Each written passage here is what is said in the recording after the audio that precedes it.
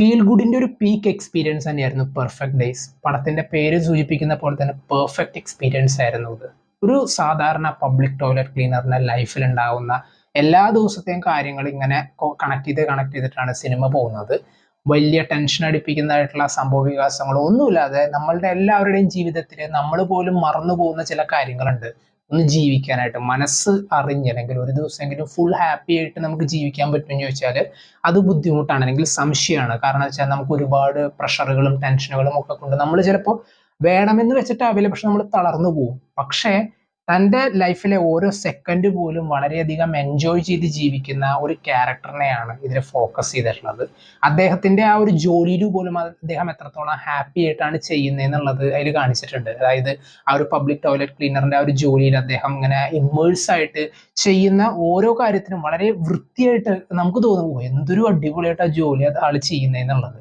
അങ്ങനെയുള്ള ഒരുപാട് മൊമെന്റ്സ് ഈ സിനിമയിലുണ്ട്. ആൻഡ് അദ്ദേഹത്തിൻ്റെതായിട്ടുള്ള പല ഹോബികളും, ഇപ്പോൾ ഒരു ചെടി വളർത്തൽ, അല്ലെങ്കിൽ തൻ്റെ വീട്ടിൽ തന്നെ ഒരു ചെടികളൊക്കെ അങ്ങനെ വളർത്താനുള്ള ചെറിയൊരു സെറ്റപ്പ്, അതുപോലെ ഒരു ദിവസം വായിച്ചിട്ട് കിടന്നുറങ്ങുക, ജോലിക്ക് പോകുന്ന വണ്ടിയിൽ താൻ യൂസ് ചെയ്യുന്ന വണ്ടിയിൽ ഇങ്ങനെ പണ്ടത്തെ ടൈപ്പ് കാസറ്റ്സ് ഒക്കെ ഇട്ടിട്ട് പാട്ട് ഇങ്ങനെ കേട്ടിട്ട് പോവുക.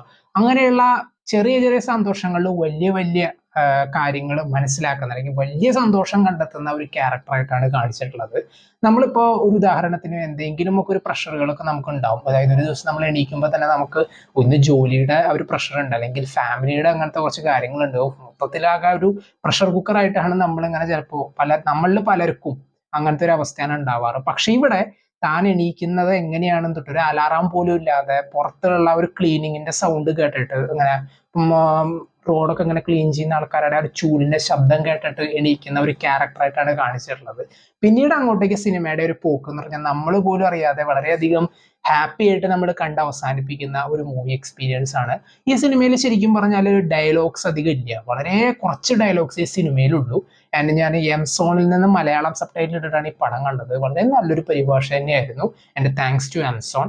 ആൻഡ് ബാക്കിയുള്ള ക്യാരക്ടേഴ്സിനെയും അദ്ദേഹത്തിന്റെ ലൈഫിൽ വന്നു പോകുന്ന കുറെ ക്യാരക്ടേഴ്സിനെ കാണിക്കുന്നുണ്ട്. ഒരു പെർമനന്റ് ആയിട്ട് പടത്തിന്റെ ആദ്യം തൊട്ട് അവസാനം വരെ എല്ലാ സീനുകളിലും ഇങ്ങനെ വന്നു പോകുന്ന ക്യാരക്ടേഴ്സ് വളരെയധികം കുറവാണ് ഈ സിനിമയിൽ.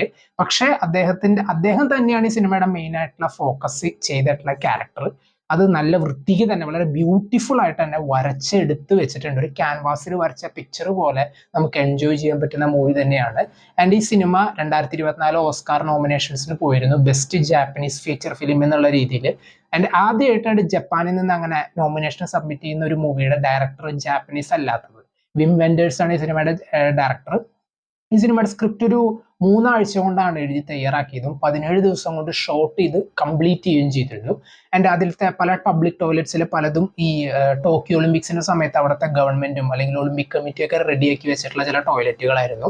അങ്ങനെ അവിടുത്തെ ഒരു ജാപ്പനീസിന്റെ കൾച്ചറും അവരെങ്ങനെയാണ് ഓരോരോ ക്ലീൻലിനെസ് അവര് ഫോളോ ചെയ്യുന്നതെന്നുള്ളതും അവിടുത്തെ പബ്ലിക് ആയിട്ടുള്ള ആൾക്കാരുടെ ഒരു മെന്റാലിറ്റി ഒക്കെ സിനിമയിൽ പലയിടത്തും കാണുന്നുണ്ട്. ഇപ്പൊ നമ്മുടെ നാട്ടിലത്തെ ചില ടോയ്ലറ്റ്സ് ഒക്കെ നമുക്ക് കണ്ടാലറിയാം, നമുക്ക് ആ ഒരു പരിസരത്തേക്ക് അധികം പോകാൻ തോന്നില്ല. പക്ഷെ ഇവിടെ അവിടുത്തെ ആ ഒരു ആൾക്കാരുടെ ജീവിത സാഹചര്യങ്ങൾ തൊട്ട് പലതും ഇങ്ങനെ പറഞ്ഞ് നമ്മളെ വളരെ ഇമ്മേഴ്സ് ആയിട്ട് ഇരുത്താനായിട്ട് ഇതിന്റെ ഡയറക്ടേഴ്സ് ആൻഡ് എൻ്റയർ ക്രൂവിന് സാധിച്ചിട്ടുണ്ട്.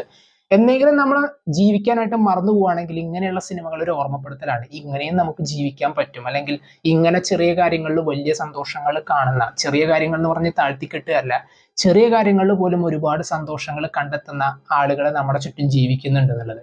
അവരായിട്ട് നമുക്ക് ജീവിക്കാൻ പറ്റിയിരുന്നെങ്കിലോ, അല്ലെങ്കിൽ അവരുടെ ഒരു മൈൻഡ് സെറ്റ് നമുക്ക് ഉണ്ടായിരുന്നെങ്കിലോ എന്ന് ചിന്തിക്കാത്തവർ വളരെയധികം കുറവായിരിക്കും. എന്തായാലും തീർച്ചയായിട്ടും കണ്ടു നോക്കാം. ഇങ്ങനെയുള്ള സിനിമകൾ ഒരിക്കലും മിസ് ചെയ്യരുതെന്നാണ് എനിക്ക് നിങ്ങളോട് പറയാനുള്ളത്. പടം കണ്ടവർ നിങ്ങളുടെ അഭിപ്രായം കമന്റ് ബോക്സിൽ നോട്ട് ചെയ്യുക, കാണാത്തവർ മസ്റ്റ് ആയിട്ട് കണ്ടു നോക്കുക.